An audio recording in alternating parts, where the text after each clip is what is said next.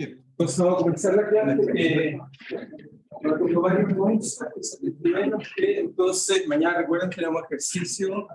El de mañana era obligatorio, ¿no? No recuerdo. Era obligatorio. Ejercicio de conductores. Ok, lo más probable es que nos atención social, porque tanto social como yo, del tipo de dos sociales, estamos en un evento, así que seguramente una persona va a tomar solo el ejercicio. ¿Okay? Entonces va a dar solo ejercicio y la clase auxiliar la vamos a recuperar, supongo, online o hará una clase más, solo ejercicio. ¿Ok? Lo otro es que, ¿cómo se llama? También...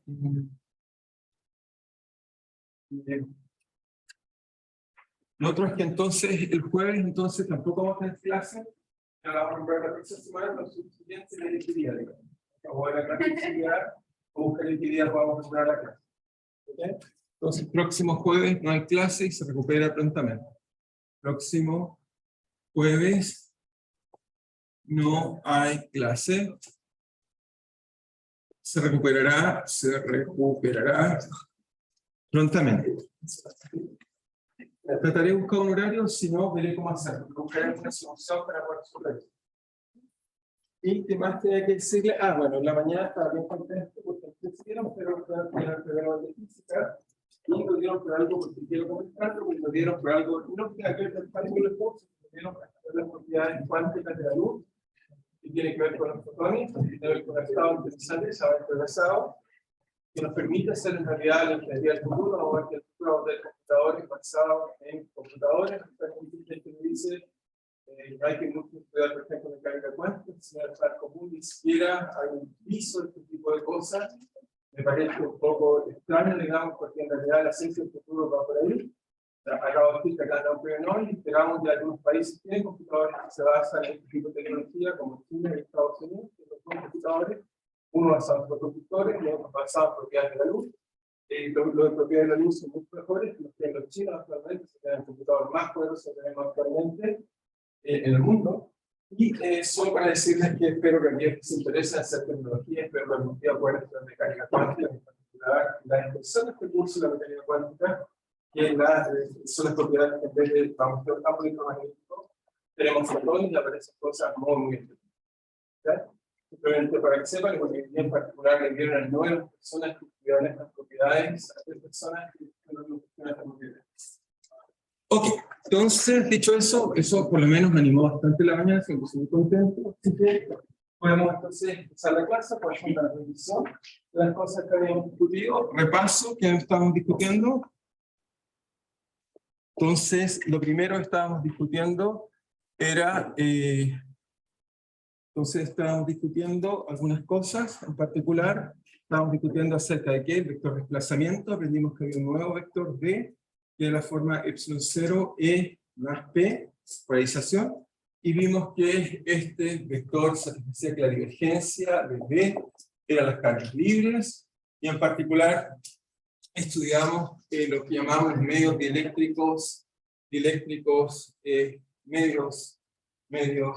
dieléctricos isótropos y homogéneos. Y descubrimos que los medios isótropos homogéneos, ¿sí? ¿Cómo? Sí. Ya hice uno, pero voy a hacer otro. Solo hice acá. Entonces, medios dieléctricos, isótropos, entonces y homogéneos, la gracia que vimos que estos medios, la polarización, descubrimos que la polarización tenía algunas propiedades interesantes. ¿Qué tipo de propiedades interesantes tenía la polarización? Descubrimos en particular que en estos medios isótropos hicimos dos modelos, como modelos de esferas que no estuvieran cargadas, pero al sentir un campo eléctrico se polarizaban, y también hizo un modelo de que fuera un medio con dieléctrico, o sea, un medio con una polarización, con dipolos desordenados, que se orientaba cuando aplicábamos campo eléctrico. Eso nos llevó a la conclusión de que la polarización de estos medios isótropos eléctricos era proporcional al campo eléctrico, es decir, que me da un campo eléctrico, yo conozco esta constante y entonces sé cuánto se polariza el medio.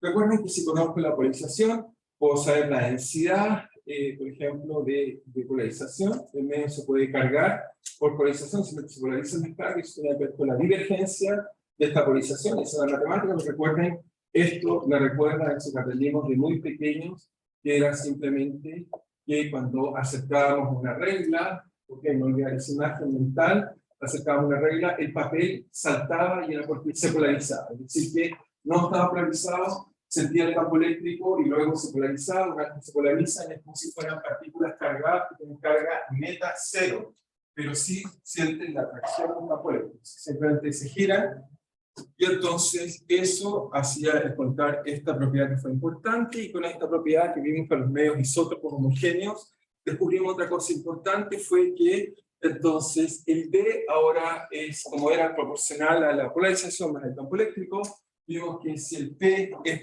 proporcional al E, entonces el D también es proporcional al E, y hay simplemente una constante muy trivial que reemplazar acá esto. En general, a mí me gusta escribirlo como una constante que llamé kappa, o sea, lo que hemos visto el signo por epsilon 0, porque tiene unidades de constante dieléctrica, la susceptibilidad es una susceptibilidad, y entonces acá nos quedaba epsilon 0 por entonces kappa por E, y por lo tanto esto nos llevó a introducir una constante, y eso es el origen en realidad de la constante dieléctrica.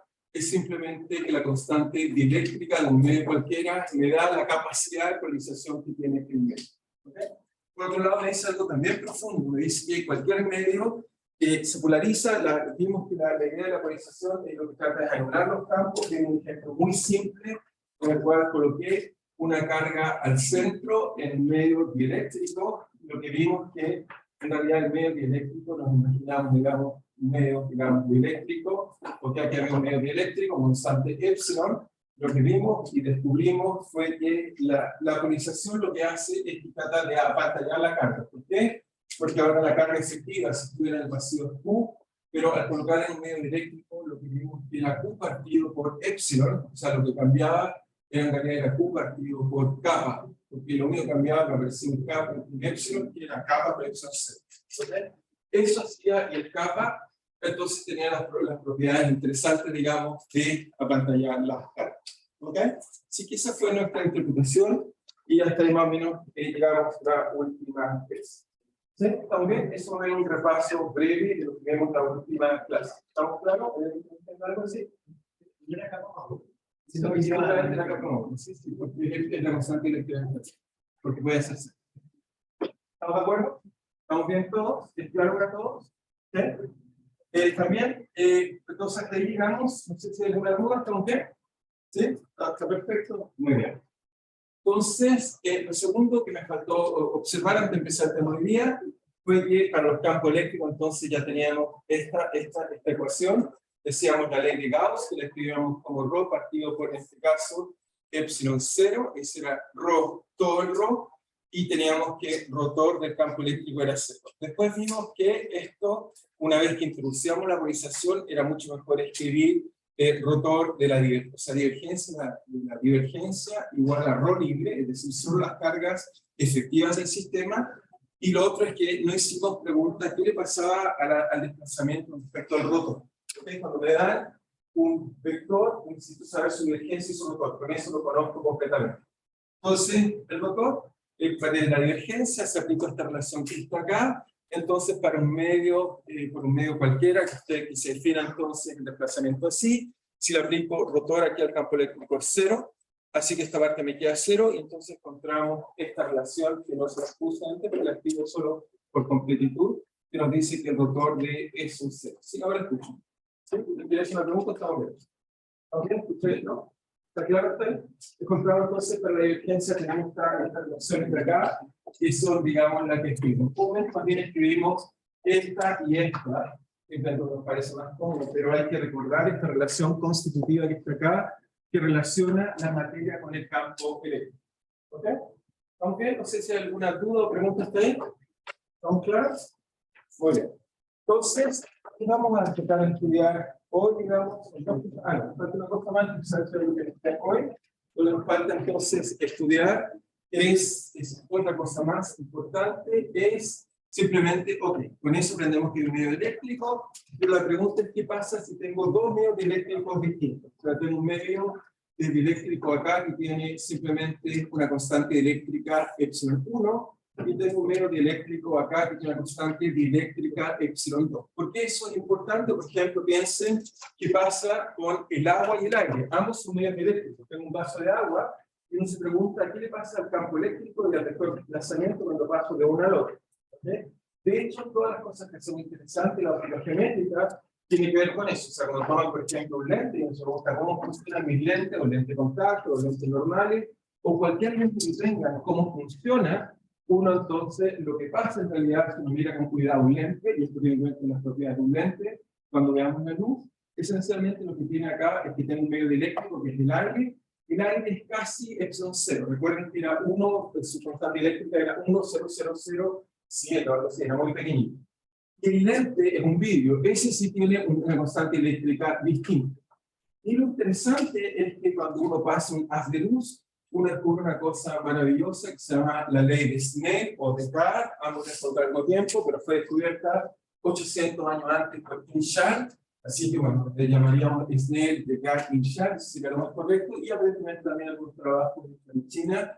Hay algunos libros, no tenemos tantos documentos, pero esta ley es la más básica, entonces en el siglo VIII en el mundo árabe, mostraron que simplemente cuando pasa la luz, entonces la luz, en vez de seguir en línea recta, hace un efecto extraño que se curva y después vuelve a tomar esa línea. ¿Ok?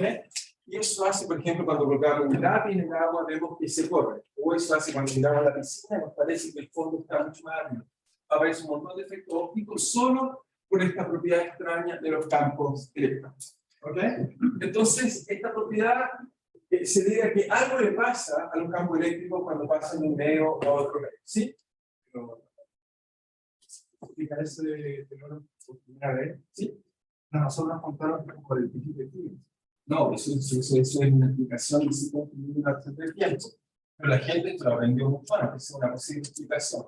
Y efectivamente, es un principio variacional y dice que se minimiza el tiempo. Son bonitos y gusta, pero eso explica mucho más tarde. Y estamos hablando de 5 años más tarde que la gente estudió. ¿Okay? La gente sabía servir y lentes virtuales. O sea, lo que hizo fue buscar una pregunta por qué, y efectivamente eso es así. ¿Okay? Pero el principio Huygens tiene que ver con, hay muchas formas de explicarlo. Por ejemplo, puede dejar caer en un plano inclinado, un autito, o cualquier cosa que ruede, y le colocas, por ejemplo, otro medio que cambie la velocidad y vas a encontrar la misma ley.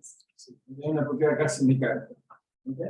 Pero esta ley, bueno, insisto, o sea, en Occidente la conocemos, digamos, ignorantemente, en el siglo XVI por Snell. También se conoce por Descartes. Descartes también lo estudió, también estudió Kierkegaard. Kierkegaard también estudió esta ley, trató de estudiar relaciones con los ángulos y se equivocó por poquito, pero Kierkegaard también trabajó en ello. Descartes. Pero en realidad la persona que lo hizo fue Inchard. Inchard lo hizo esto en el siglo XVI, o sea, hablamos de eso. Y en cambio, cuando la gente habla del Renacimiento, como que si toda la gente durante mucho tiempo estuvo oscura y sumergida en la oscuridad, y extrañamente era una porción muy pequeña del planeta que estaba oscurecida, en la Europa. ¿Bien? Lo llamamos la Edad Media, esencialmente esa época oscura, entre comillas, para el europeo, emergió por el Renacimiento. Y en realidad ese Renacimiento está lleno de tantas cosas ignorantes, donde ignoraban que habían pasado muchas cosas en el planeta. En particular, ya en el siglo VIII ya sabíamos este tipo de cosas gracias, digamos, a los árabes, y continuaron los estudios que habían iniciado los griegos. ¿Okay? Pero también, en paralelo, sabemos hoy en día que los chinos también hicieron un montón de cosas. Que, por ejemplo, sabían cómo funcionaba el ojo, y la cámara oscura, algo así como 800 años antes de naciera Cristo, ya hacían cosas tecnológicas. ¿Okay? Sí que, y esa persona que lo hizo esto se llamaba Mozi, que seguramente es la primera persona que estudió Lao, porque también era un filósofo en China, donde esencialmente tenemos dos corrientes principales, que es el confucianismo y el mozismo, pero el confucianismo se impuso más que así que este personaje que hacía filosofía, ciencia, historia, etcétera, un poco desapareció, pero tenemos documentos que son súper importantes que permiten descubrirse. Ok, pero volviendo al punto interesante, es ¿qué pasa entonces cuando pasa de un medio a otro medio? Entonces me dice, aquí está, entonces, ¿cómo se relaciona mi campo eléctrico aquí y cómo se relaciona mi desplazamiento aquí con el campo eléctrico de acá y el desplazamiento acá? Si finalmente la luz tiene que ver con campo eléctrico, tiene que pasar algo en la interfaz. ¿Okay? Entonces lo que va a pasar es que, bueno, me dice, bueno, es muy fácil. Mira, para resolver lo que pasa en la interfase y entender las propiedades que ocurre en la interfase, lo que debemos conocer es simplemente, o aplicar, son nuestras leyes discretas. En ese sentido, las discretas puntuales nos dicen información local. Entonces, ¿cómo usamos? Entonces, la forma de usar esto es que nos dice, mira, lo que tienes que hacer es que toma un pequeño volumen acá y que conecta los dos límites, las dos zonas, y toma el límite que esto tiende a hacer. ¿Ok? Si hago eso, mi ley sigue siendo verdadera, es decir, que parto, por ejemplo, con la divergencia del vector desplazamiento igual a ρ libre, y ahora lo que hago es que tomo un volumen, integro en este volumen que está tendiendo a cero, pero de tal forma, lo cojo inteligentemente, de tal forma que tiende a llegar justo a la superficie. ¿Ok? No los cojo por un lado, sino justo entre los dos. Eso me hace que entonces aplicamos la integral, usamos Gauss, y entonces encontramos que el flujo de D por ds tiene que ser igual a las cargas que están en ese volumen. ¿Ok? Entonces, si hay cargas, podría haber cargas superficiales, en casos subinentes no hay cargas, ¿ok? Pues muy bien, pero voy a colocar cargas. Si de hecho le colocan carga, lo podemos distorsionar aún más. ¿Ok? De hecho, eso, por ejemplo, en el futuro, pensamos hacer, en muchos de los lentes que seguramente ocupan son muy gruesos. ¿Okay? En el futuro pensamos usando otro tipo de tecnología, usando cristales líquidos, usar lentes planos sin curvaturas, pero aplicar un voltaje hace que cambie el epsilon local.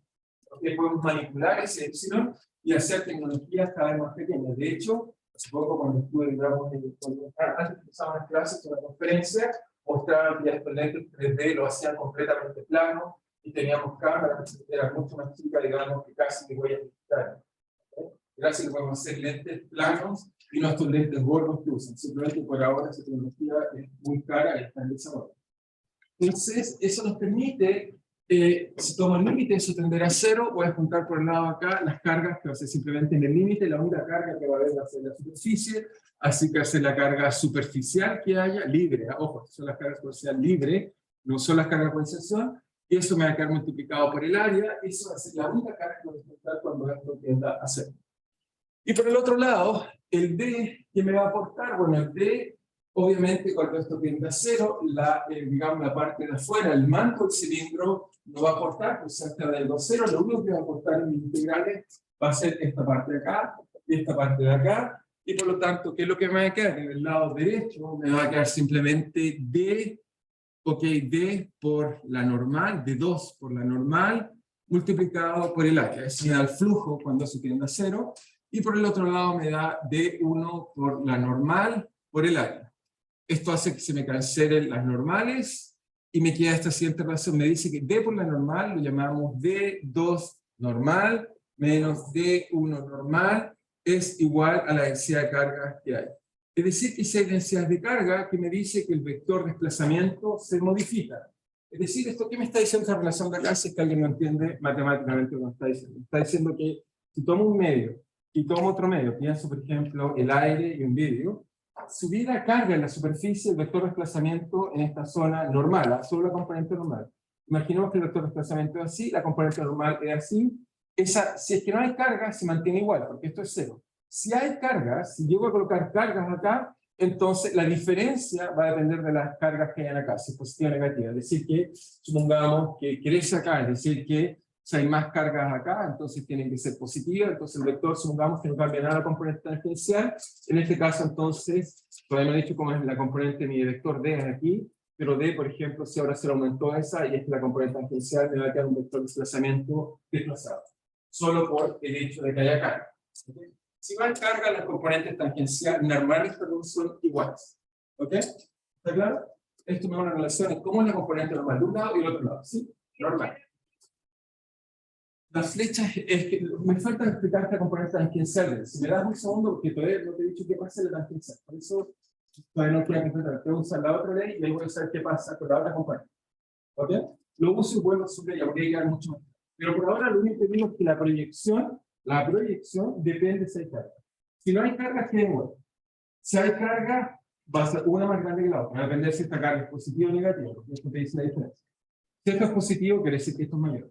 Si esto es negativo, quiere decir que esto es mayor. ¿Ok? Entonces, va a depender de cómo es entonces la densidad de carga.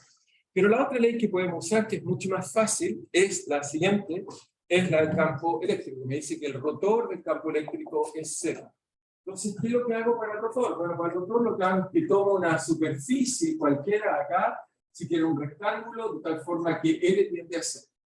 Hago lo mismo, pero hago una superficie. ¿Por qué? Porque aquí puedo usar, entonces, hago una integral ahora de superficie, una integral de superficie, y aquí ocupo el teorema de Stokes, y una vez que ocupo el teorema de Stokes, esto me dice que el camino cerrado de E por delta L es cero.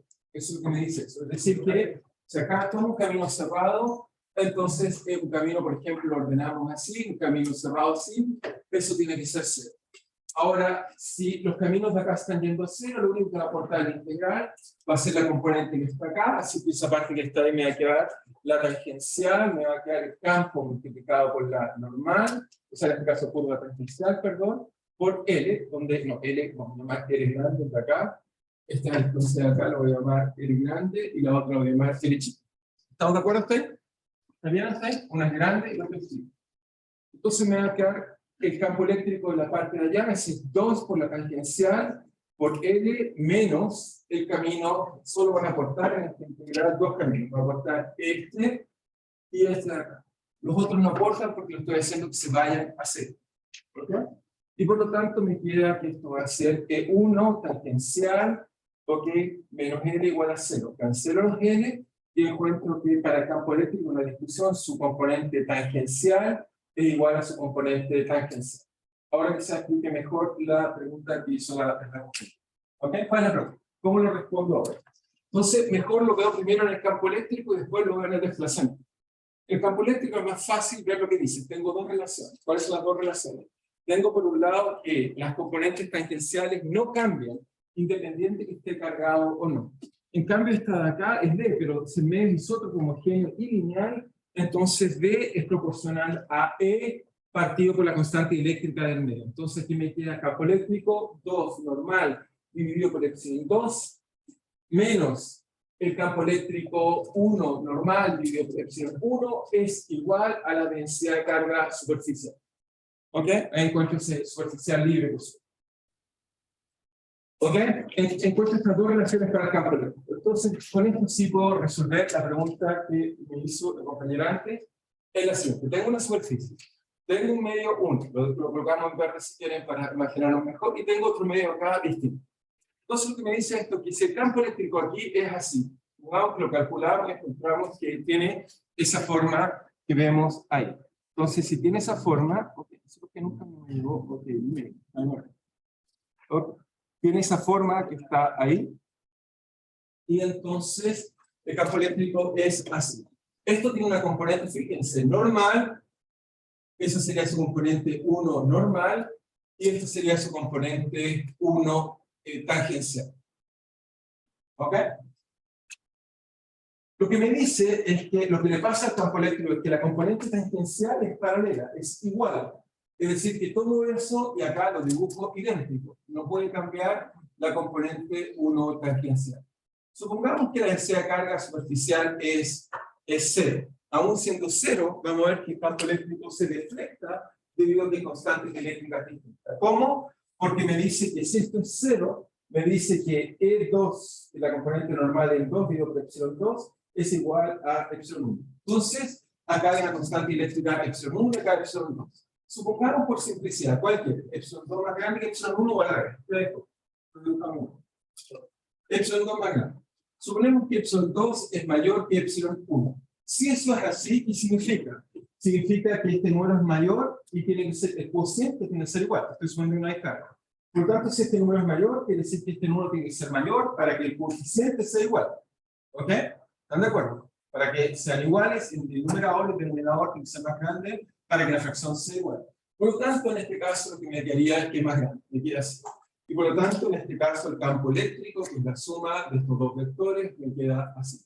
Entonces pasamos de este campo eléctrico a ese campo eléctrico solo porque el medio dieléctrico es mayor. ¿Eso qué quiere decir? Que, por ejemplo, cuando viene una onda electromagnética, que es un campo eléctrico, no entendemos bien, pero viene sobre el aire y entra al agua, lo que le pasa entonces al campo eléctrico es que se estira, digamos, no es la diagonal, se inclina, cambia de ángulo.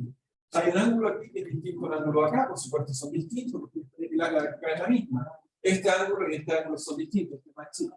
Se inclina, y se inclina harto. ¿Por qué? Porque el agua es 80 veces más grande que la constante de epsilon que el aire. 80 veces. Es decir, que el vector se inclina 80 veces. Por eso, cuando colocan, si tienen un agua por ahí, colocan el dedo, se deforma. Notoriamente.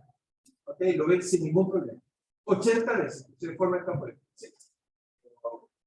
Teníamos problemas de net, teníamos situaciones donde había ciertos ángulos que no podían o no entregar. No, pero esas son las propiedades de la ecuación Maxwell que aún no hemos visto. Pero hay que ver. Si hay un ángulo crítico, el campo eléctrico simplemente no va a pasar. Y bueno, y ahí hay que entenderlo bien. Pero esa ley de cine tenemos que calcular. Hay que aplicar los campos electromagnéticos y ver lo que hace.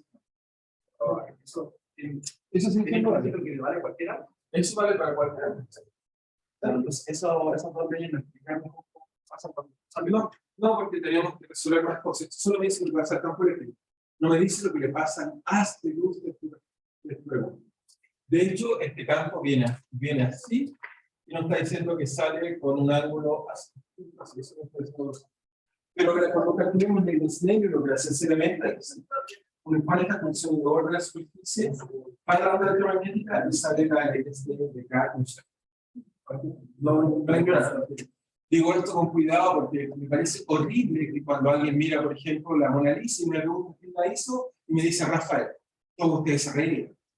¿Okay? Se reirían todos. Pero en cambio en física, cuando les muestro una ecuación, no tiene ningún problema en decir, ah, sí fue esto. Y les da lo mismo. Hay que ser cuidadosos. ¿Okay? Entonces, para respetar a Leonardo da Vinci, etc. y a otros, tratemos de cuidarnos de decir correctamente el nombre. Entonces, prefiero que digan entonces de cada hinchar. O si quieres hinchar, da un discurso. ¿Okay? Simplemente hago el concepto. ¿Ok? ¿Estamos de acuerdo? Bien. ¿Alguien no entendió hasta ahí? ¿Estamos bien? ¿Estamos bien? ¿Estamos bien? ¿Está claro para todos? Bueno. Entonces, ahora vamos a cambiar un poco de tema y vamos a hablar de quizás la última cosa que nos queda de estática, que tiene que ver con algo que les muestro inmediatamente, que se llama los condensadores. Condensadores, también los llamamos condensadores o capacitantes. Entonces me gusta mucho el tablet que les voy a mostrar ahora, siempre la muestro porque me gusta mucho el tablet. Entonces está acá. Entonces aquí está, digamos, la idea que vamos a discutir. Entonces, primero que nada tenemos una pila, espero que hayan visto el video que les dije, si no les explico rápidamente la idea de Volta como una pila. Pero tenemos una pila y lo primero que vemos en la pila, como ven, uno coloca dos colores, vamos a ver por qué, eso tiene que ver con la idea de Volta, hasta el día de hoy seguimos usando la idea de Volta. Por ahora una pila es una fuente de corriente, voy a explicar después rápidamente la idea de la pila, pero lo que me interesa es lo que está arriba, que es el condensador. Esto que está acá, en realidad, es el condensador, en la parte que me interesa, que todos entendamos bien, digamos, es el condensador, ¿ok? Y entonces, ¿qué es lo que pasa? Entonces, si yo, aquí tengo un switch, y la pregunta es, ¿qué pasa si suelto el switch? ¿Qué es lo que ustedes se imaginan que pasaría si suelto el switch? El condensador, por ahora, lo que tienen que entender es que son dos conductores separados por un medio aislante, es decir, por un dieléctrico. Primero colocamos un dieléctrico, típicamente aire, o colocamos cera. Si toman cualquier condensador, es una cosa rara, media como cera, en realidad es simplemente un buen dieléctrico, un mejor dieléctrico del aire. Entonces, porque el aire no es un buen dieléctrico, mal dieléctrico, pero es un dieléctrico. Entonces, fíjense, ¿qué es lo que pasa si cierro el switch? ¿Qué debería pasar si cierro ese switch? Intuitivamente. ¿Qué pasa con las cargas que están en la batería? ¿Qué pasa? Fluyen. Pero después, ¿hasta dónde fluyen? ¿Veamos? Ok, lo vemos. Eso es lo que pasa. Fluyen lo que más pueden hasta que se encuentran de cabeza a cabeza con la carga opuesta. ¿Ok? No se pueden conectar porque no pueden usar eso que está ahí. Entonces las cargas positivas, si quieren, las estamos representando por rojo y las cargas negativas las estamos representando por amarillo. Pero lo increíble es qué pasa ahora si desenchufo. Debería pasar si levanto o no el switch. No, se quedan viendo una a otra. ¿Por qué no se descarga? Es el gran secreto de los condensadores. Son almacenes de carga. ¿Por qué no se descarga? ¿Por qué intuitivamente piensan que esas siguen ahí? A pesar de que la fluctuación está arriba, ¿por qué lo van y se juntan? ¿Por qué se irían? Como están tan cerca, ¿qué es lo que pasa entonces cuando tengo carga positiva y negativa muy cerca? ¿Qué me pasa? Se cae. Hay fuerzas de Coulomb, que por lo tanto no dan este camino largo, porque si quieren. Imagínense, tengo dos personas puestas en dos balcones y están enamorados. Van a quedar ahí todo el tiempo, no se les va a ocurrir tomar el ascensor y juntarse allá abajo. Porque piensan que el otro camino es muy lejano. Hay que pensar mucho, porque cuando estamos enamorados no piensa mucho. ¿Ok? Solo que el amor lo lleva más allá, a las partículas pasa lo mismo. Dejan enamoradas y quieren todo el tiempo verse. Y quedan ahí. Y esto lo usamos, aunque no crean, en todo lo que tienen. Sus pantallas son capacitivas. Sus tablets, sus teléfonos, sus relojes son capacitivos. Esencialmente la pantalla funciona porque tenemos cargas que se quieren. Pero ¿cómo ahora junto las cargas? Bueno, las cargas, por ejemplo, en este caso, si cierro el switch al otro lado, lo descargo. Ahí se descarga. ¿Ok? ¿Qué va a decir hacer el camino largo? Porque, ojo, antes el camino largo estaba cerrado. Estaba cerrado. Era como que teníamos un edificio, no sé, Costanera Center, contra otro Costanera Center, y hoy día no es sencillo. Y es lo que hay. Hola, seguirías comunicando por ahí y medio bajar, digamos, no sé, tantos pisos sin sentido. Como está desconectado, no se pueden juntar. Y así lo usamos. ¿Ok? Cuando lo conecto, entonces las cargas se van y ya, se conectan y se vuelven. ¿Está bien? Esto está claro la idea de un condensador. Un condensador simplemente es un aparato que almacena cargas y se basa en tener dos conductores que están separados por una distancia por medio de una aislante, los cuales tienen carga. Es esa idea. Y esto que está ahí, lo usamos así en nuestra vida cotidiana, sí. Si miran, digamos, condensadores, está lleno. Si agarras cualquier aparato eléctrico, bueno, estos que están ahí son condensadores. Por ahí están las patitas y llevamos cable, otro cable, y al interior tenemos algún tipo de geometría, una geometría geométrica de la capacitancia que dice cuánta carga puedo almacenar. ¿Ok? ¿Está claro? Este es el primer elemento que vamos a tener en un circuito eléctrico. Poquito a poquito vamos a ir creando más elementos. Entonces, un condensador, si quieren verlo, no sé si hay la duda, estamos bien, sino simplemente para explicar. ¿Está claro? Parece sí, estamos bien. Entonces, un condensador es simplemente, ok, un condensador es muy simple, la idea de un condensador es una idea muy trivial. Bueno, eso yo decir, también después les digo cómo funciona la pila. Recuérdenme la pregunta de las pilas para contar cómo funciona la pila. Entonces, un condensador, lo que tenemos es muy simple. El condensador es un conductor, otro conductor, les coloco entonces un medio dieléctrico entre medio, un épsilon, ¿ok? Un medio dieléctrico, y lo que hacemos es que para que esto funcione típicamente uno debe aplicar un voltaje. Ya van a ver por qué le tuve que aplicar un voltaje. El voltaje tenía que ver con esta pila, y se aplica un voltaje, y lo que hace el conductor es que salen cargas que se vienen hacia acá, supongamos que esta es más, y esta es menos, y quedan ahí, como vieron, queriéndose tocar, pero no se pueden tocar. ¿Ok? Eso es lo que pasa. ¿Ok? Eso es un condensador. ¿Sí? Pero ¿son cargas positivas o son densidades de carga? No, sí, son muchas cargas. Obviamente, obviamente uno habla, se imagina la carga total, porque hay una densidad superficial, va a depender de la geometría. No, si trabajamos con... Ahora sí me lo cuenta eso. Como que hay unos electrones positivos. No, lo que pasa es falta de carga eléctrica. Muchas veces eso. Cuando tienes líquidos tiene iones, que un material, porque el metal lo tiene carece de cargas positivas y negativas. Es eso, pero eso es equivalente del carga negativa. Claro, eso. ¿Está bien? Y la propiedad más importante de un condensador, y esta es la propiedad geométrica, lo llamamos la capacitancia, lo usamos en la letra C, esta es la nueva Coulomb, y esta capacitancia va a ser igual a la carga partido por la diferencia de voltaje. Esto va a ser una propiedad geométrica, vamos a lo explico inmediatamente por qué. Esta capacitancia, en honor a Faraday, le llamamos, tiene unidades de Farad, ¿ok? Y esos son los Farad, en realidad un Farad es una carga gigantesca, ¿no? En la práctica tenemos microfarad, no un Farad tan grande, pero eso esencialmente es Coulomb, cargas eléctricas partido por volt. Pero a eso lo llamamos, como es tan importante el circuito, lo llamamos Farad. Entonces, cuando voy, por ejemplo, a la Casa Royal o a algún lugar que vendan condensadores, me tengo que decir cuánto Farad es. Si estoy diseñando algo eléctrico. Porque hay una propiedad geométrica. Y entonces, para explicar esta propiedad geométrica, y después de eso vamos a tomar un reposo, y después volvemos y hacemos muchos ejercicios de condensador. Entonces, ¿por qué es una propiedad geométrica? Tan simple por esto, porque uno dice, ¿qué es la carga? La carga es la integral de densidad de carga integrada en un volumen. El voltaje es el campo eléctrico integrado entre la distancia, digamos, de dos lugares. ¿Sí? ¿Están de acuerdo? El campo eléctrico es simplemente, el campo eléctrico es eso que está ahí. Eso sería la diferencia de voltaje entre un punto A y B. Por otro lado, la ley, esto que está acá, puedo usar la ley de Gauss. Esto me dice que es, en este caso, ahora va a ser el flujo de ¿qué cosa? Va a ser el flujo de, en este caso, la divergencia del desplazamiento, pero el desplazamiento, si un medio de eléctrico, es epsilon por el campo eléctrico por partido por menos, obviamente, bueno, no lo dije, la capacitancia solo es una cantidad real, así que positiva y real. Es decir, que tomamos el módulo en todos lados, siempre la parte del número real, positivo. Y entonces esto nos queda el campo eléctrico por D, ¿cierto?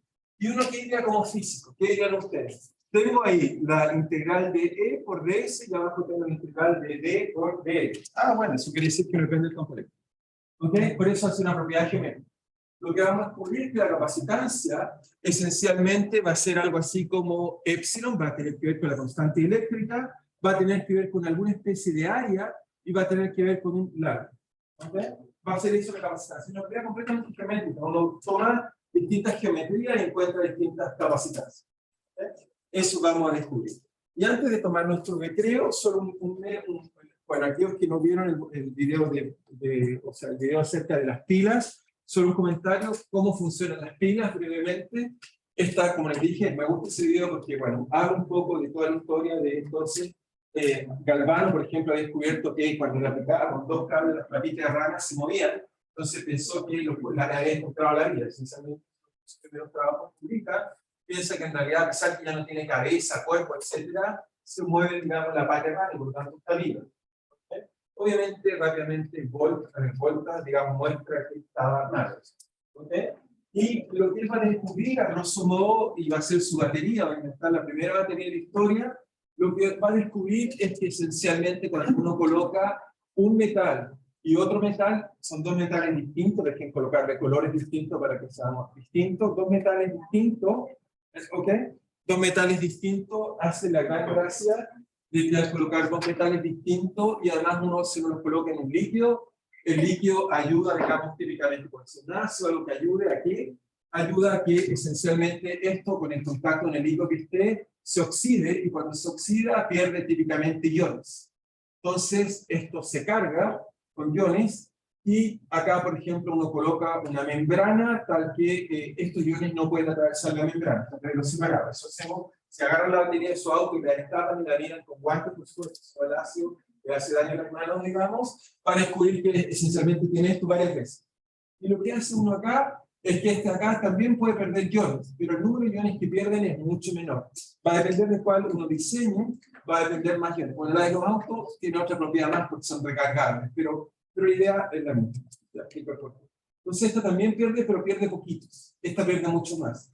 Entonces la batería, que nos gusta diseñarla y colocarla así, ¿ok? Nos gusta diseñarla así. Entonces tiene esos dos burners, esas salidas que están ahí. Entonces, debido a que simplemente el líquido todo el tiempo le está sacando carga, ¿qué pasa entonces cuando lo conecto? ¿Qué pasa cuando los conecto? ¿Qué pasaría? Hay un voltaje, simplemente el sistema se quiere equilibrar, como esta está perdiendo más carga que esta de acá, esta es mucho más negativa que la de acá, así que en nuestro caso, esta es la que llamaríamos negativa y esta la llamaríamos positiva, esta en el contacto y los electrones tratan inmediatamente de equilibrar los dos metales. ¿Okay? Y eso fue lo que descubrió. De hecho, uno puede hacer esto con monedas, digamos, si no sé si también cuando viene, supongo, algunos utilizan ese típico experimento, uno toma una naranja, le mete como un medio ácido, uno le mete, no sé, una moneda de cobre, por ejemplo, 50 pesos, le meten otra moneda y coloquen la lengua, van a sentir correcto. ¿Nunca le hicieron hacer eso a mí mismo? Uno hace la batería así, ¿no? Esa es la forma más fácil de hacer una batería y descubrirla, pero, ¿sí? De hecho, la lengua era como un sensor recurrente en la época de Volta, pero porque había poco voltaje, ¿no? Pero hacemos eso, ¿ok? Así que así funciona nuestra batería que al principio vimos que estaba acá, que la estábamos mirando acá. Esta batería que está ahí, lo que hace, por eso tenemos dos colores, quiere decir que el exterior hay dos metales distintos en algún medio que permiten que se estén sacando. ¿Okay? Ahora, estas funcionan las baterías usuales como la pila que está allá arriba, que después se desaparece si entra el nombre de marca. Pero la pregunta es por qué las pilas de los autos y muchas pilas me dicen que son recargables. ¿Cómo hago que eso funcione? Porque esto, uno dice, bueno, con el tiempo va perdiendo tantas cargas que este líquido no se satura y ya no hay más. Hablando en un lenguaje termodinámico, lo que diríamos que el potencial químico se iguala y ya no podemos sacarle más sustancias. ¿Okay? El potencial químico, aquellos que se recuerdan en CEMU, que colocamos energía libre, GRID o Henson, etc., lo único que nos dice es cuál es la energía que necesito para sacar una partícula. El problema es que cuando se iguala su potencial químico ya no puedo sacar más partículas y por lo tanto mi batería deja de ser útil y uno no sabe qué hacer con las baterías, la acumula en cosas plásticas y van a lugares que las reciclan, supongo. No las boten, ¿quién hace? Hay que llevarla a lugares que sean reciclables. Pero esta claramente se muere. Toma harto tiempo en hacer este proceso, es lento y me permite hacer funcionar muchas cosas. ¿Okay? Pero la de los autos dura y dura y dura y dura. Dura mucho más que eso. ¿Por qué dura hasta que no la mano? Bueno, no toman el baño. ¿Sí? ¿Ok? ¿Cuál es la explicación? Claro, pero ¿cómo la recargan? ¿Cuál es la idea de recargar? Levanten la mano, si puedo hablar mucho tiempo. ¿Ahí atrás? Sí. ¿Sí? El alternador la carga. El alternador lo que hace es que cuando el auto se mueve como una bobina pasa una corriente.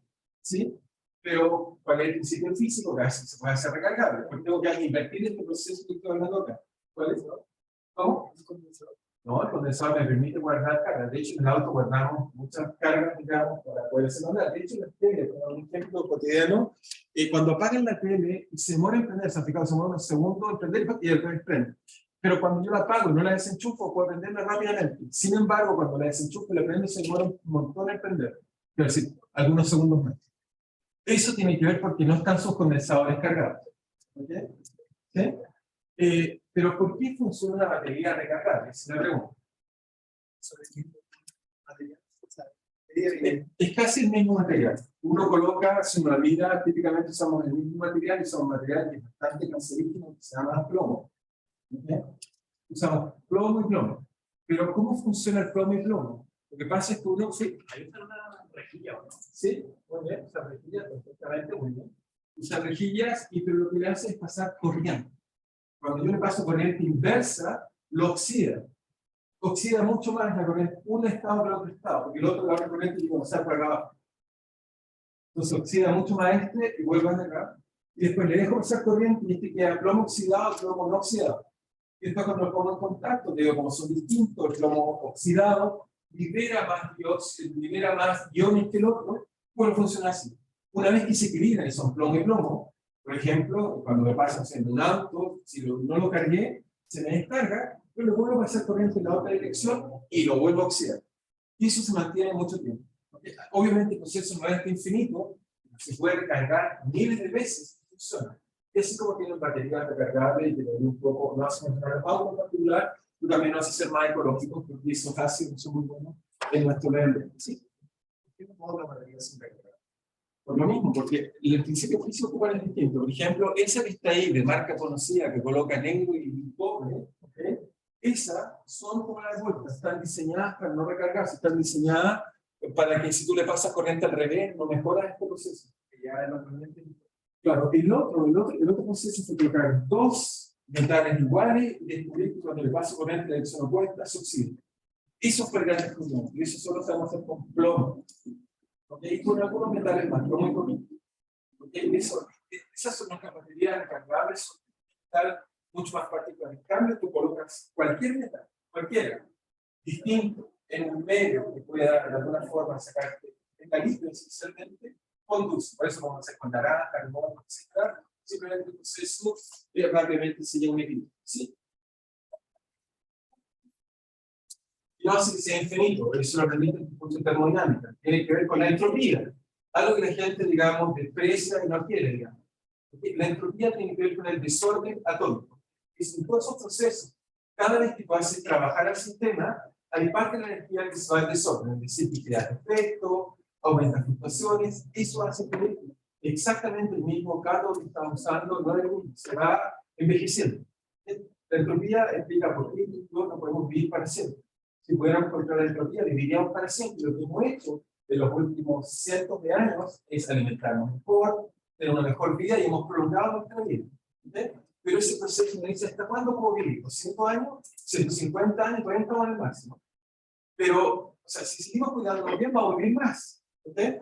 Pero el problema es que la entropía no la podemos evitar, simplemente que minimizamos esa pérdida de energía en algo no útil, que espero que aprendan en su curso de entropía, digamos, que llamamos energía viva. ¿Okay? Aumentamos el uso de energía viva. ¿Okay? Y eso obviamente a cualquier persona que haga bioingeniería y tal, o cualquier cosa, le podemos darle más vida a una palabra. Pero la entropía lleva siempre algo de renunciar. Cosas envejecen. La irreversibilidad no existe, sino que es más o menos aproximado. Es decir, que cada vez que hacemos un ciclo, ya que el trabajo se va a agregar formando. No es exactamente igual, pero más o menos funciona aproximadamente. Una pila de un auto, si lo usan todos los días, algo que sea en un polietileno, un taxi, que lo usan, digamos, de una manera. ¿Cuántos años dura una batería? Y todos los días se carga y se descarga. Si no la cargan, les aseguro que dejan las luces prendidas y en un día se les muere. ¿Okay? Pero funciona mágicamente.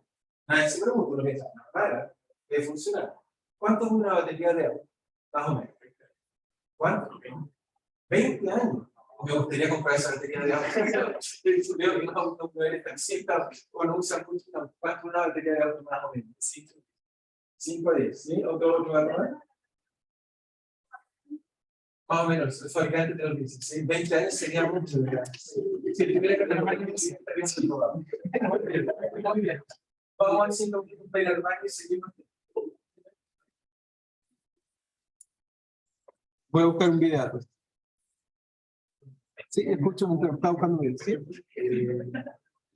Una semana. Sí. Ok.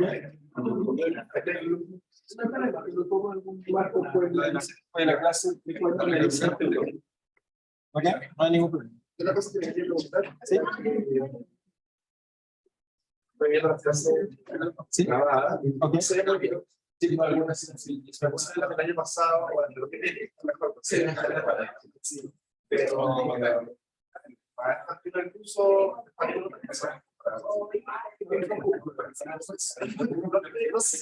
pero sí, sí, voy a pasar como el tipólogo.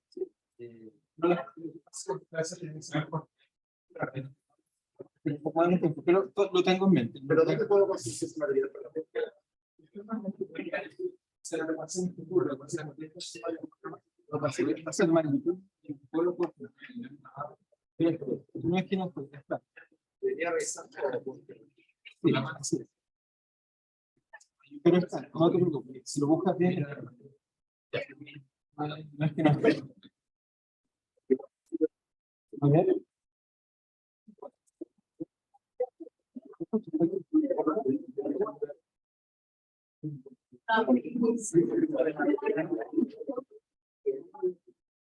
¿Cómo que funciona?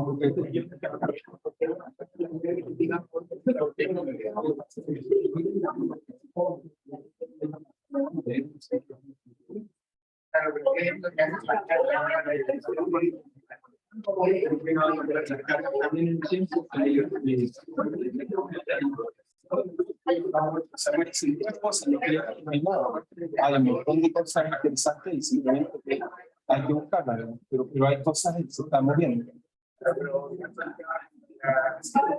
Okay. Sí, está todo el tiempo jugando. Está todo el tiempo operando.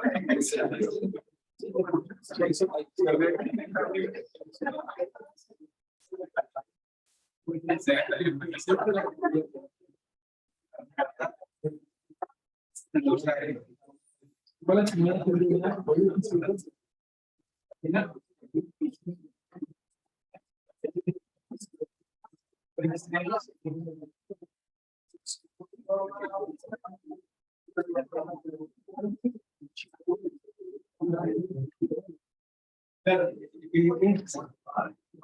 ¿cómo no llamarlo como lo descubrió, digamos, Galván?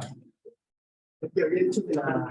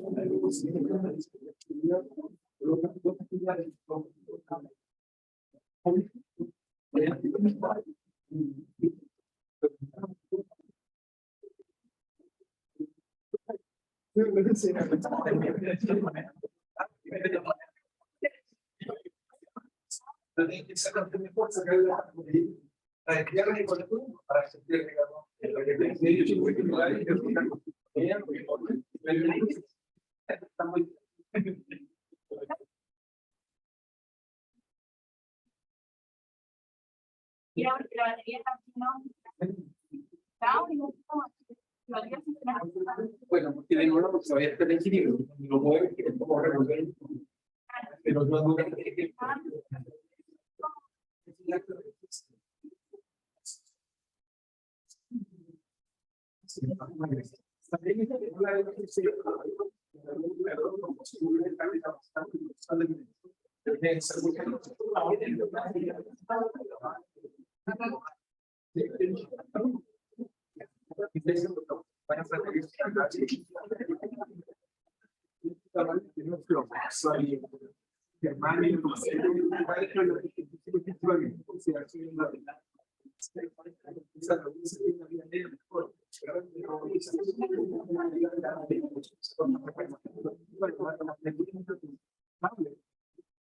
todo el tiempo recargando cosas, pasan buenos años, se emocionan, esas no son piones, son dos.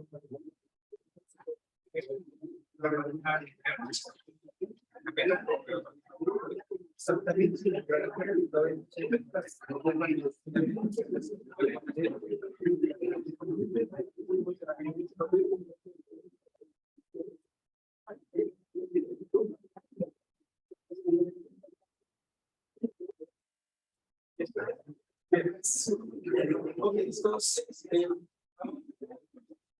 vamos a tomar de función.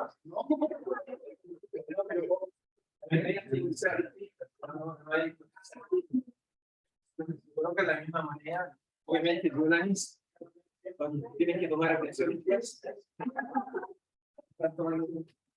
Ok.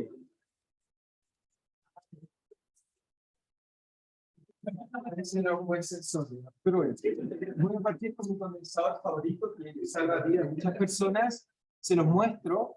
Y miren este es un corazón, no sé si lo están viendo. Voy a colocarle sonido porque es impresionante el sonido. Ahora sí. Ok, no sé si lo ven ahí, lo voy a colocar de nuevo. Es un corazón. ¿Lo alcanzan a ver? Fíjense bien, ahí ven un corazón que está fallando, digamos, que tiene problemas cuando, por ejemplo, tiene carga o algo así. Y fíjense ahí se pone a funcionar correctamente. Uno hizo. Uno hace lo mismo cuando la gente se está a punto de morir, o sea, está con la pica algo así, la gente salta. Ese electrodo, lo que hacemos es que tenemos un manso condensador con muchas cargas. Y lo que hacemos es que lo conectamos a través de ese conductor, que en este caso el corazón, o muchas veces nuestros pulmones, nuestro pecho, y aplicamos exactamente la misma cosa, o como se hacía antes, ¿eh? Cuando la gente se enfermaba o se ponía un poco locos, le aplicaban, los electrocutaban, le aplicaban con condensadores muchas cargas eléctricas para reordenar las neuronas. La gente efectivamente se ponía más calmada, etcétera, etcétera, porque nuestras neuronas son sistemas eléctricos están muy activos. Si quiero resetear a alguien, basta que le aplique una gran cantidad de corriente y eso hace que se resete. Ya sé que suena loco, pero hoy en día ya no lo hacemos, pero hace 20 años atrás el procedimiento cotidiano cuando uno tenía problemas mentales y aplicar corriente directamente. Esos todos los procedimientos son diferentes, son principios. No, pero no estoy diciendo cómo sacas cargas, no estoy diciendo principios físicos, sino estoy diciendo de dónde acumulas cargas. O sea, trato de decir que en ambos lugares necesitas un condensador porque no es que un enchufe saca corriente. En estos casos uno necesita una gran cantidad de cargas acumuladas y por eso dije que era mi condensador favorito. No quiero decir que los dos que son iguales, sino estoy diciendo que el aparato que lo hace funcionar, que esta paleta que está acá, con la de acá, la vas a conectar con un condensador y ahí simplemente lo descargas, tanto como cuando estés jugando que hacíamos eso, pero me gusta este ejemplo porque nos hace pensar que, bueno, es importante en nuestra vida. Esto lo hacemos hasta el día de hoy. Cuando alguien falla y mal, hay que hacerlo así. Es la única solución. ¿Okay? Quizá hoy en día intervenimos cada vez menos porque sabemos más, pero trato de convencerlos que es importante en nuestra vida cotidiana. Ok, entonces lo que vamos a hacer ahora es ejemplos de condensadores, porque es una dificultad esta parte del curso. Cuando hace la dificultad, es que simplemente alguien me va a dar un condensador y me va a preguntar cuál es su capacitancia. Tan simple como eso. ¿Okay? Entonces vamos a hacer algunos ejemplos simples para ilustrar cómo uno calcula capacitancias, cuál es el método para calcularlas, y obviamente y eso nos permite en nuestra vida cotidiana hacer cosas útiles como en nuestro circuito eléctrico. Ahí sí que las tenemos a cada rato, nuestras capacitancias que ven, tenemos condensadores por todos lados y con geometrías muy distintas, como verán. Entonces, vamos a hacer primero ejemplo 1. ¿Cuál es el ejemplo 1? Vamos a hacer el ejemplo más clásico de un condensador, pero este casi no lo van a encontrar en ningún lado, porque no es un buen condensador, pero el ejemplo fácil de entender. Simplemente uno coloca una placa paralela a otra placa. Estas placas, por ejemplo, tienen un área A. Coloco frente a otra placa metálica A y supongo, le coloco al interior algún material dieléctrico. Podría ser el aire, no hay ningún problema, pero un material dieléctrico en general. Y lo que hacemos en esta placa es separarlas a una distancia L. Esto tiene una distancia L de separación. No está conectada, hay una distancia de separación entre una placa y otra placa. Entonces, dadas dos placas separadas, la pregunta es, encuentre, la conductancia. Encuentre la conductancia. Y por ejemplo, en esta otra que está acá, este mismo ejemplo que estamos viendo ahora, me muestra, digamos, por ejemplo, es una placa que lo que lo separa es una baquelita, en un área de no sé cómo le usan ahí, pero supongo que SQM, no sé cuál usa, y una distancia de 0,0 milímetros. Ahí simplemente diseño y uno puede colocar qué pasa si cambio el dieléctrico, por ejemplo, le coloco un papel como dieléctrico, y etcétera, y me va mostrando cómo cambia la capacitancia. Aquí me da el valor, vale 200 y tanto, si cambio la distancia, etcétera, me dice cómo va cambiando la capacitancia. Fíjense, una propiedad geométrica. Entonces, ¿cómo la calculamos nosotros? Entonces, el procedimiento es el siguiente, solución. En todos estos problemas, para resolverlo, es que uno tiene que suponer lo siguiente. Así voy a tratar de colocar el método aquí, después hacer la película que se resuelve. Lo primero que hay que suponer es que uno supone que hay cargas. A pesar que el sistema no tenga cargas, uno supone que hay cargas. Así que supongo que el sistema tiene, en este caso, voy a suponemos, entonces, densidad de carga superficial, densidad sigma superficial uniforme. Ahora alguien dice, no tiene por qué ser uniforme, es verdad, uniforme. Uno supone una densidad simple, el resultado no debiera depender cómo va a ser la densidad de carga, porque eso me va a dar un voltaje. Entonces, si supongo una densidad de carga, lo que voy a hacer es tratar ahora de calcular, asociado a esa densidad de carga que me di arbitraria, voy a tratar de calcular cuál es el voltaje que se genera. Es decir, que supongo una densidad de carga y eso me va a dar un voltaje. Entonces, ¿cómo resolvemos eso? Bueno, si miramos la placa, voy a acercarme un poco más a la placa está así, es un conductor, por lo tanto el campo eléctrico es cero al interior. Aquí hay una densidad de carga superficial sigma, y por lo tanto, ya hacia acá afuera está el eléctrico. Entonces lo que hago es que calculo el campo eléctrico que está acá, y eso lo hemos calculado usando la ley de Gauss. Sabemos que simplemente el campo eléctrico en la superficie vale sigma partido por, en este caso, epsilon en la dirección z unitaria. ¿Vale? Eso vale el campo eléctrico, ya lo hemos calculado más de una vez. Porque solo vale, en la superficie vale eso, y suponemos que las distancias son suficientemente pequeñas, y suponemos, como si esto fuera casi una placa infinita, pero acá dentro vale 0. Si acá no fuera 0, me pueden meter un 2. Pero acá vale 0, entonces me queda sin ese 2. Después, ¿cómo calculo el campo eléctrico? El campo eléctrico, o sea, el potencial. El potencial tiene que ver con el campo eléctrico a través de menos, es simplemente el gradiente de phi. Pero este gradiente lo tengo que calcular desde 0 hasta L. Tengo que calcularlo de esta placa, que está aquí, hasta la otra placa que está separada a una distancia L. ¿Ok? Entonces, uno va a decir que, bueno, eso debiera ser más o menos, y cuando uno calcula el condensador, igual no hace bastante supuesto, a veces es una buena aproximación, es una mala aproximación, pero eso debería ser algo así como la diferencia de potencial que hay, digamos, que obviamente la diferencia de potencial que hay, esto obviamente ahora sí coloco el módulo, lo multiplico por z, porque obviamente esto ya va a escalar, y lo divido por e. El signo me da un poco lo mismo porque el condensador siempre tengo que tomar el valor absoluto, la parte real, así que si más o menos. Así que eso me dice que el delta phi vale, en este caso, simplemente, en este caso vale L por el campo eléctrico, por el módulo del campo eléctrico, y eso vale L, en este caso, por sigma, partido por epsilon, porque eso es lo que vale el campo eléctrico. Así que mi diferencia potencial entre una placa y la subsiguiente va como la distancia multiplicada por la carga que tiene, la densidad de carga superficial que tiene, dividido por la constante de eléctrico. ¿Okay? Y ahora me falta calcular la carga. Entonces voy hasta acá. Ya entonces, bueno, la carga la tengo. Bueno, tengo la carga y como tengo la carga puedo calcular C porque hago el coeficiente. ¿Cuánto vale la carga? Entonces, la carga, en este caso, ¿cuánto vale? Vale simplemente lo siguiente. Vale, entonces el condensador vale la carga, ¿ok?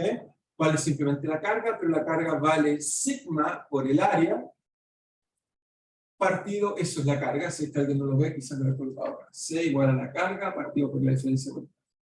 Y abajo el voltaje vale, en este caso, L por sigma partido por epsilon. Y por lo tanto encontramos que esto vale sigma por A partido por E. Y este es el resultado de este caso muy simple de un condensador con dos placas paralelas. Su capacitancia, como ven, no depende de la carga que puse, por eso uno no hay que tener miedo. Cuando se pone una densidad de carga, el resultado no debe depender de eso, debe ser una propiedad solo geométrica. Y efectivamente una propiedad geométrica. Bueno, tiene que ver con el medio que lo separa, cuán bueno o cuán malo es el aislante. Mientras epsilon es más grande, es mejor aislante. Y me dice que encontramos. ¿Qué me dice esto? Ahora tenemos que entender la física de lo que está acá. Recuerden que esto es física y no matemática. Entonces, ¿qué me dices?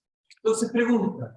¿Por qué ustedes se imaginan, si alguien me pregunta en la calle, ¿por qué si yo tengo un condensador, como tenemos en pantalla, y mejoro el dieléctrico que tengo al interior? ¿Por qué eso me va a permitir acumular más cargas como la imagen que teníamos antes acá, digamos? O sea, ¿por qué eso me va a permitir juntar más cargas ahí? ¿Por qué si yo aumento el dieléctrico? Fíjense, me dice que mientras más grande es la constante dieléctrica, más grande es la capacitancia, es decir, más grande la capacidad de almacenar carga. ¿Por qué? Porque se imaginan que si coloco un mejor dieléctrico entre medio, voy a poder tener mejor capacidad de almacenar carga. ¿Cómo explicarían eso? ¿O cómo se imaginan eso? ¿Por qué? Almacenar más carga, sí, pero ¿por qué? Está más cerca de la carga, entonces puede entrar. Pero que no está más cerca, está en la misma instancia, lo único cambio es el medio eléctrico. Estoy cambiando el medio eléctrico. ¿Por qué creen que eso ocurre? ¿Sí?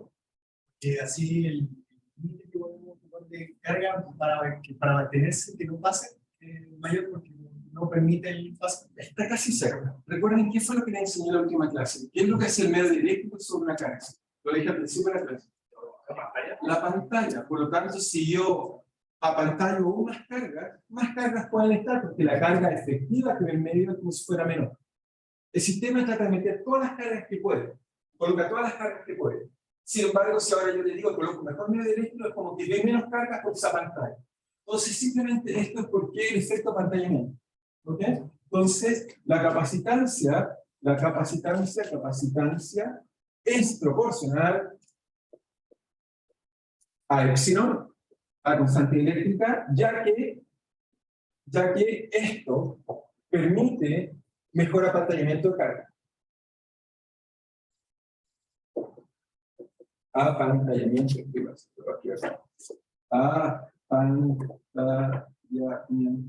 de cargas. ¿Ok? No sé si vuelvo a insistir, la imagen que está acá me gusta mucho, porque uno dice, recuerden, las cargas se odian. Cargas de igual signo se odian. Cargas de signo opuesto se aman. Pero fíjense que tengo un montón de amarillas y un montón de rojas juntas. Eso limita el sistema. ¿Okay? Van a subir todas las cargas que puedan viendo las otras, pero esto se para porque hay tantas de las cargas iguales a mí que no nos podemos ver. ¿Okay? Estamos en un equilibrio un poco entre odio y amor. Entonces, ¿cómo mejoro ese equilibrio? Porque esto hace que el odio disminuya. ¿Okay? Eso es lo que está haciendo. El odio disminuye. Si el odio disminuye, vivimos más países juntos. ¿Ok? ¿No de acuerdo? ¿Sí? ¿Está siempre como? ¿Sí? el sentido físico de que va hacia. Lo vamos a ver ahora. Ok, justamente. Ok, ¿cuál de las dos? ¿L o A? ¿Cuál de las dos quieres que expliquemos? Bueno, pregunta, ¿por qué entonces con A también crees? ¿Qué pasa si yo duplico el área? Como lo ven acá, que es lo que se imaginan si yo duplico el área, digamos, que tenemos de posibilidad de hacer cosas. ¿Qué pasaría? Además, lugar trabajo. Tan simple como eso. Es lo que aprendí en termodinámica es una variable extensiva. Mientras más área tengo, más carga puedo. Piensen de nuevo en la relación de amor y odio. Si tenemos más espacio, podemos tener más personas que nos odiamos y nos queremos.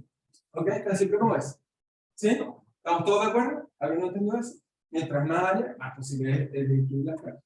Así puedo poner más cargas. ¿Sí? ¿Es algo que va a decir independiente de la forma?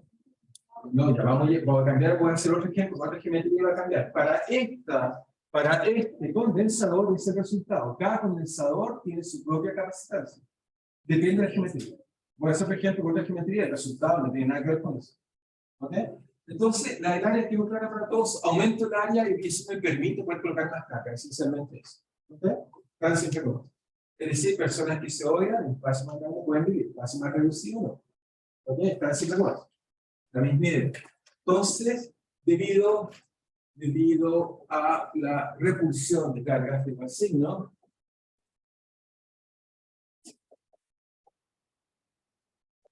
aumentar el área A aumenta la capacitancia. Tan simple como eso. Y ahora la última. A ver, entonces, ahora, ¿cómo explicaría la última? ¿Qué pasa si separo eso? Aumenta la capacitancia. Entonces ahora pregunta, ¿cómo explico el último resultado? ¿Por qué va como el inverso en la distancia que separa las placas? ¿Qué hace si yo separo más las placas? Menos atracción. Ok, y por lo tanto tengo más gente que me odia. Por lo tanto, disminuyo la carga. Tan simple como eso. Efectivamente, al aumentar la distancia que separa, esa relación de amor se disminuye y tenemos otra relación de odio con él. ¿Okay? Y por lo tanto, tengo que tener menos carga. Tan simple como eso. Entonces, muy bien. Luego, entonces al cambiar la distancia, entonces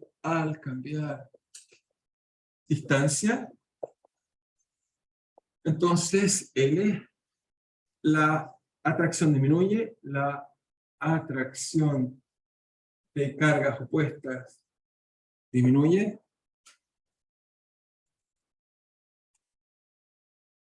y luego la capacitancia decrece.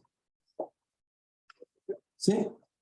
Esa regla que vimos prácticamente cualquier cosa puede ser una capacidad. ¿Sí? O sea, que el área sea suficientemente pequeña para que no se la distancia. ¿Sí?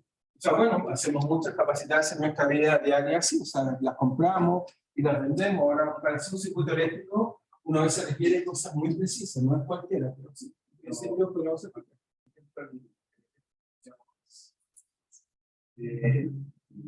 Falta de presión. Los cargas de tensión, sí, pero ahí es correcto, porque queremos otra cosa, que las cargas son estáticas. Pero efectivamente, las líneas de alta tensión son, si uno quiere que el circuito equivalente es un condensador más una resistencia. ¿Qué no es un condensador? Bueno, por eso es tan importante, lo vamos a ver por lado. Cada vez que tengamos, o sea, por ejemplo, un cable solo no es un condensador. Por ejemplo. Pero vamos enfocando más elementos. Pero es por eso un elemento tan básico del circuito eléctrico. Ok, entonces vamos a hacer un ejemplo 2 solo para ilustrar y tratar de entender mejor. Entonces vamos a hacer el condensador más común, que es el que vemos ahí. ¿Sí? El almacenamiento, recuerda eso, lo mostré la clase pasada, pero la idea era la ciencia. ¿Te recuerdas que coloqué una carga en un dieléctrico y mostré que entonces cuando uno calculaba el campo eléctrico, mostramos que el campo eléctrico en vez de dividirse por epsilon 0 estaba dividido por epsilon. Y eso era equivalente, si uno escribe la fórmula ahora con epsilon 0, era equivalente a tomar la carga Q que colocaste y reemplazar una nueva carga Q que era la forma 1 más kappa, donde kappa tenía que ver con la susceptibilidad. ¿Okay? Y este número era positivo, esa fue una de las preguntas que me hicieron en la clase pasada. Y por lo tanto, eso te dice que la carga efectiva que ves cuando el medio eléctrico es más pequeña. Por ejemplo, en el agua, yo tengo una carga general y la sumerjo en el agua, la 80 veces más pequeña. Porque kappa vale 80. ¿Ok? Esa pregunta. ¿Ok? ¿Está bien? Ok, entonces el ejemplo 2 tiene que ver con estos cilindros. Se pregunta cómo funcionan. Bueno, estos condensadores son así. son un cilindro que tiene un conductor y después colocamos un segundo conductor así y entre medio les colocamos un dieléctrico. Y entonces, ahora nos hacemos la pregunta, ¿cuál es? Es la misma, lo único que cambiamos la geometría. En vez de ser dos placas paralelas, son dos cilíndricos concéntricos. Entonces, si quieren, considere dos cilindros concéntricos. Considere dos cilindros concéntricos. Dos cilindros concéntricos. ¿Ok? De radios, y coloquemos algunos radios. De radios, por ejemplo, este de acá. La gente le gusta colocar A y B, no sé por qué, pero usemos A y B en la notación estándar. A y B, de radios A y B respectivamente, A en el interior, B en el exterior, A y B. Y la pregunta que nos hacemos es encuentre la capacitancia. ¿Okay? Entonces, típicamente los problemas que vamos a estar sometidos en esta parte del curso es que me van a colocar un par de condensadores, un par de conductores, y me van a preguntar a la geometría cuál es su capacidad. La altura, bueno, por supuesto que importa. En este caso, obviamente, fíjense, los acá son finitos, nos vamos a alturar. Para los cálculos vamos a hacer como sean infinitos, si no, no vamos a calcular nada. Pero vamos a suponer que tiene altura. ¿Ok? Entonces, si quiere, entonces consigue dos cilindros con sello radio A y B y altura H. ¿Está bien? Para que quedemos bien. Altura H. Entonces, la pregunta es, encuentre la capacitancia. Entonces, ¿cómo resolvemos esto? De nuevo, la misma técnica, es decir, siempre hagan lo mismo. Suponen que hay carga, potenciales de carga. Calcula el campo eléctrico. Después del campo eléctrico calculo la diferencia de potencial y después de eso calculo la capacitancia. Siempre está carga de impacto. Nadie me va a decir que está cargado, pero yo supongo que está cargado. Esa es la única parte, entre comillas, que es necesaria hacer. Si no hacen eso, no se resuelve. Entonces, es porque el condensador puede estar cargado o no cargado. Lo que me pregunta es la capacitancia. ¿Okay? No cuánta carga tiene. Entonces, como resolvemos eso, la misma lógica, suponemos entonces hipótesis, solución, hacemos hipótesis, entonces densidad de carga uniforme, densidad de carga uniforme. ¿Ok? Entonces tomamos un cilindro y calculamos, entonces suponemos que tiene una densidad de carga uniforme, llamémosla sigma, y entonces cómo va el campo eléctrico hacia afuera. Entonces esto tiene A, y nos preguntamos cómo va el campo eléctrico en una presión ρ cualquiera. Entonces el campo eléctrico de una densidad de sigma lo hemos calculado, eso es simplemente sigma partido por este caso epsilon. ¿Ok? Había por aquí un 2pi, si se recuerdan, no se lo he llegado, simplemente son esos resultados que conocen, y acá iba como el inverso de ρ, y aquí iba por ρ unitario. ¿Cierto? Así ya lo sabemos calcular, no tengo que calcularlo de nuevo. Simplemente me aprovecho el resultado. Eso obviamente vale para un cilindro infinito, en este caso es finito, pero no aproximado. ¿Ok? Veo que la naranja no era muy buena, si se acabó.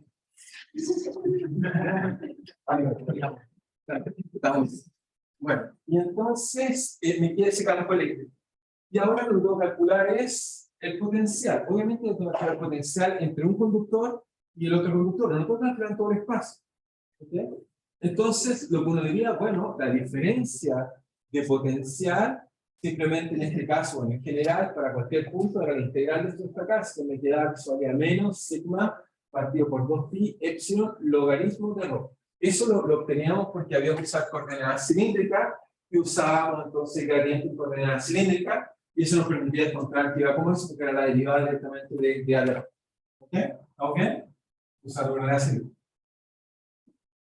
Y ahora, una vez que ya tenemos eso, calculo la diferencia potencial entre una cosa que tiene radio A y una cosa que tiene radio B.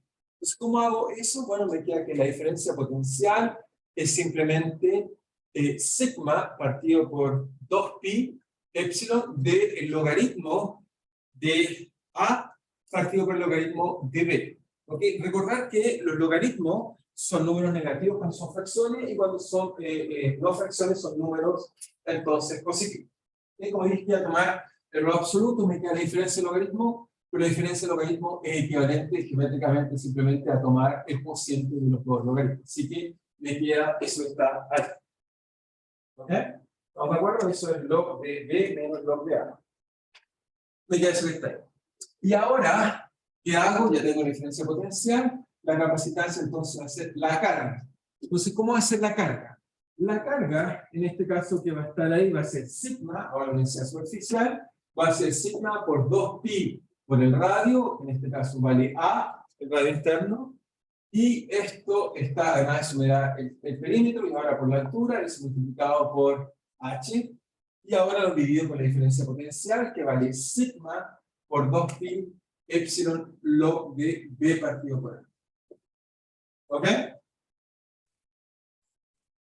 Eso es, para que no lo ve, lo que hice fue calcular la carga total que tiene mi cilindro, la calculé simplemente como la densidad de carga por el área, hay un cilindro, el área del cilindro es el perímetro por la altura, y después lo dividí por el voltaje que acabamos de calcular.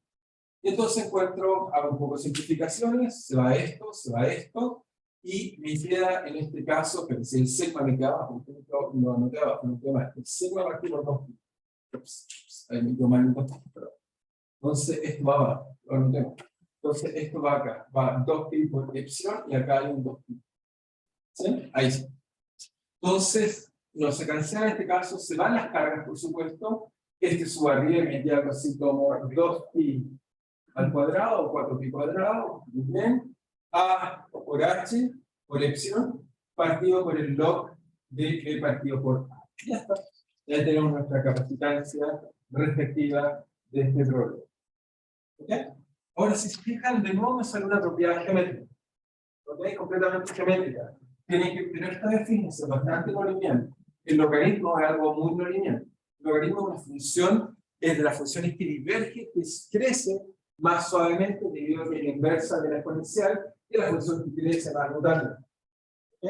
Entonces, esto nos hace inmediatamente darnos cuenta que no siempre esto era algo así como epsilon de un área partido por una longitud. Eso es algo así como epsilon por área. Así que esto debiera estar bien. Esto es un área por ahí. No, me falta una dimensión, ¿no? Se me hizo un área por algún lado por ahí. ¿Dónde me falta un área? ¿No? El de abajo. Alguna dimensión me quedó mala por ahí. 2pi h, si se está bien. Pero a veces tienes un área. Si estaba bien. El de abajo que no me quedó sin área. El potencial lo quedé bien. Puedo tener alguna dimensión más, el blog también.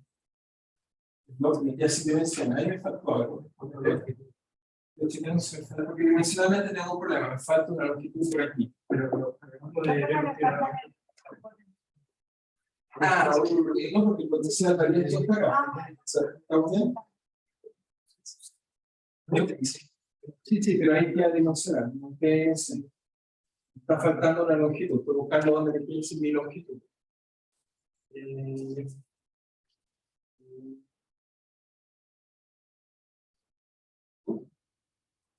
Mira, me falta un A por en algún lado por ahí.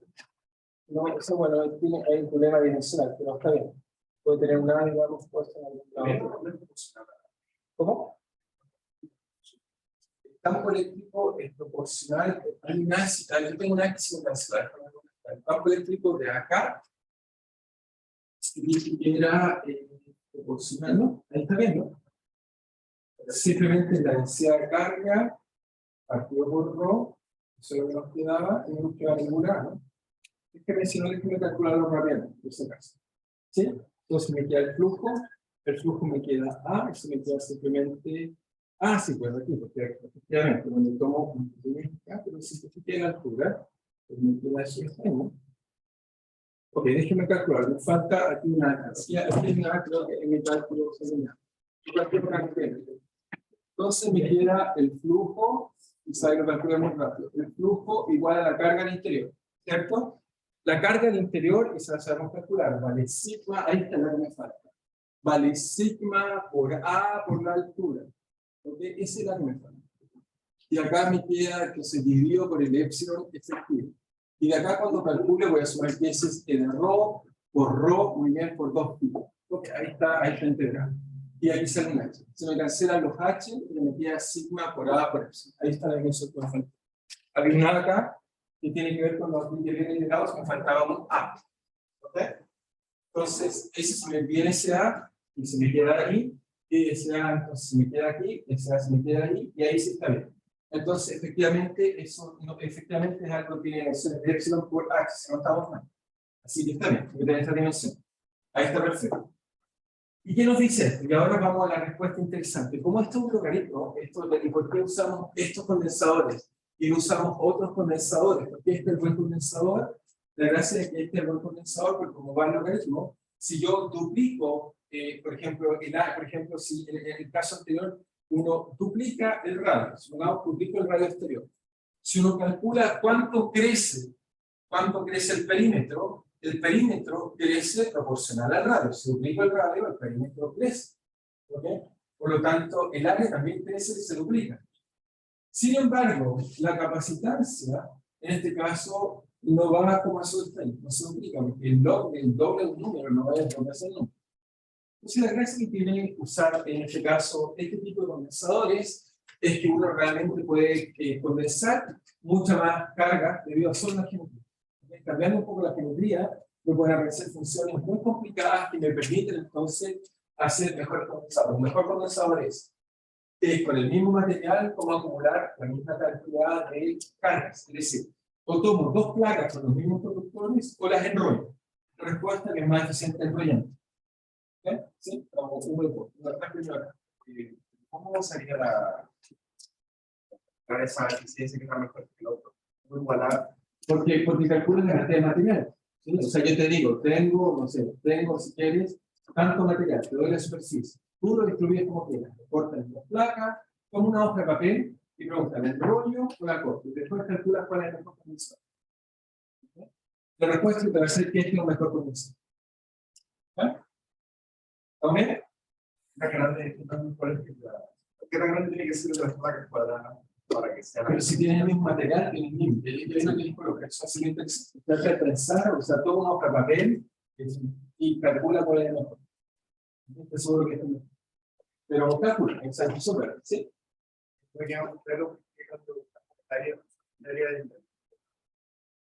También podrías calcularlo con el de afuera. El resultado debe ser el mismo. El de afuera, la única diferencia es que tiene que ser menos 5. ¿Okay? Ahora, si calculas eso, te va a poder hacer un menos que tiene en algún lado, pero si calculas menos, se va a arreglar, puedes cambiar en los radios. Pero como te dije que el módulo va a ser un resultado. ¿Ok? ¿Está bien? Ok, entonces iba a hacer un ejercicio más que se los propongo y voy avanzando un poco más en lo que quiero decir. Entonces, el primero que les voy a proponer, obviamente, un clásico, es simplemente tomar dos esferas concéntricas y calcular la capacitancia. Eso lo tratan de resolver usando el mismo mecanismo que le acabo de decir. ¿Okay?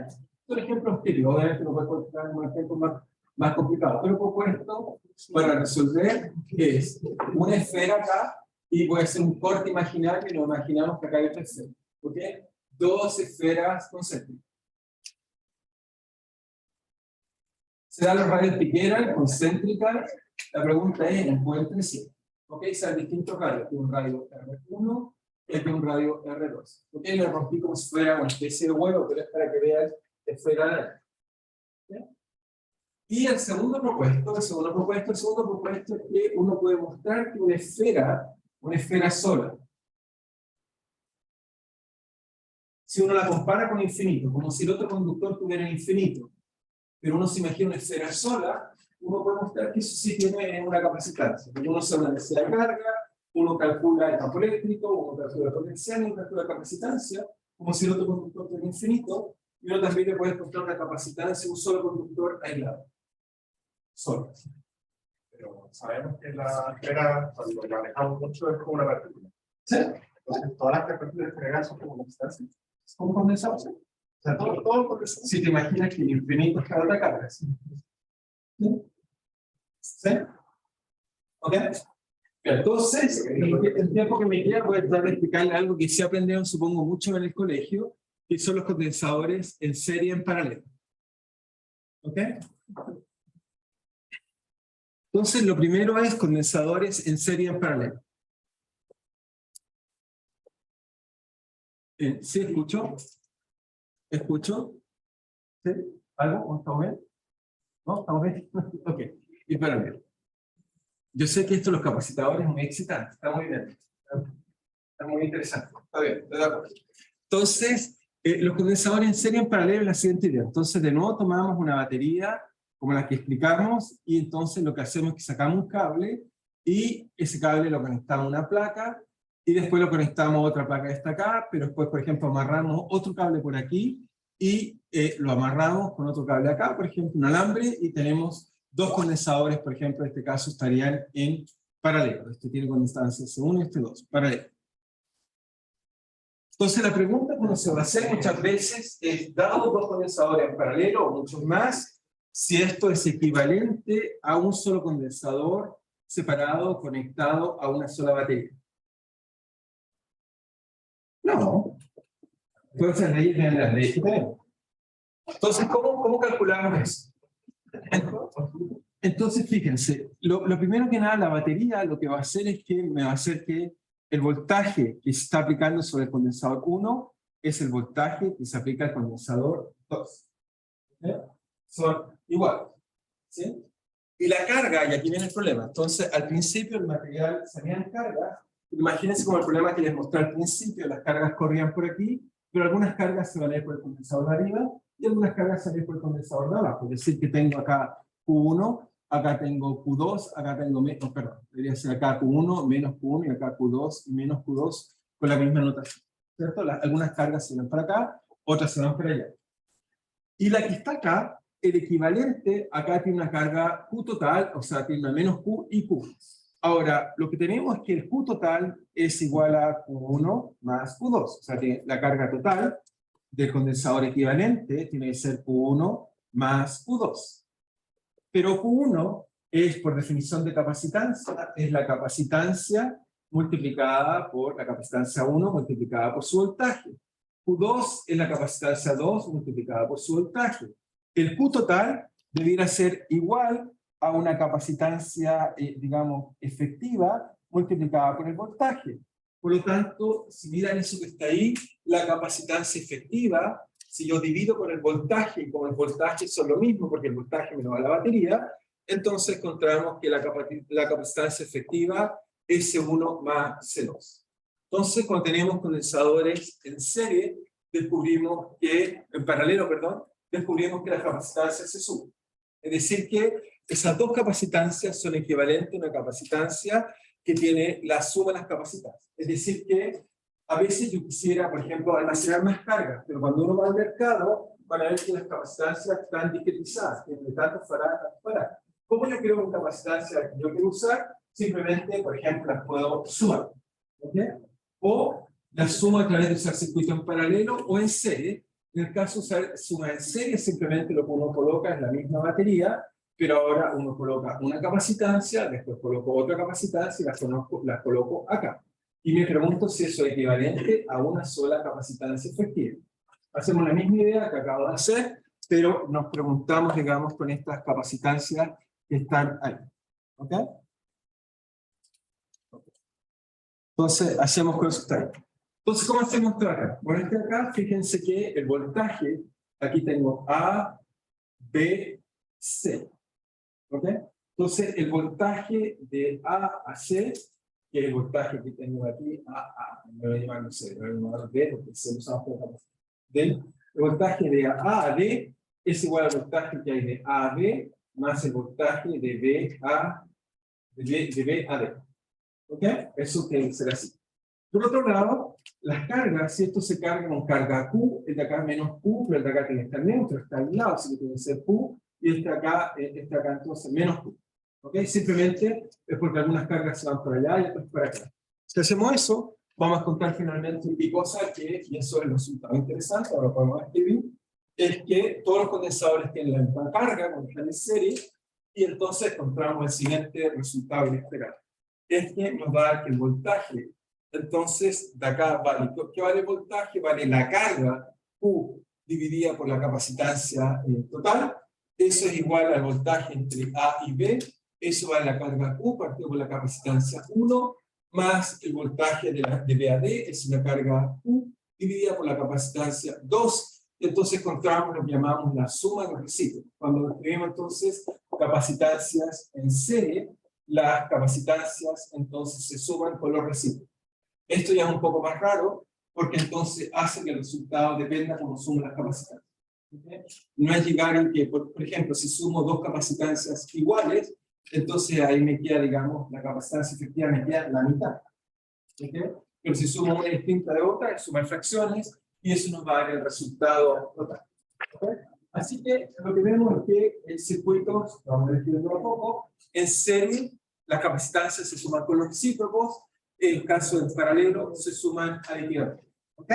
Entonces, vuelvo a recordarles lo que les dije al principio de clase, no estaban todos, entonces les dije que mañana hay ejercicio, el jueves no hay clase, no olvidar, porque la vamos a recuperar la próxima semana. ¿Ok? Y también les digo, cuando tengan tiempo, vean el nuevo premio Nobel de Saludabilidad, que es un premio Nobel asociado justamente a fotones, que tiene que ver con la propiedad del campo eléctrico a escalas muy pequeñas, que nos permite hacer lo que llamamos información cuántica, y pensamos que los computadores en el futuro van a basarse en esto. Así que cualquier ingeniero del futuro requiera saber un poco de mecánica cuántica, porque gran parte de la tecnología va a ir por ahí. Ya vamos a hacer, vamos a tener un curso de óptica cuántica, algo así, para que podamos hacer cosas más interesantes, digamos así, que quiere ser parte del futuro y no parte del pasado. Eso es, nos vemos entonces la próxima semana. ¿Ok? Ya estamos viendo.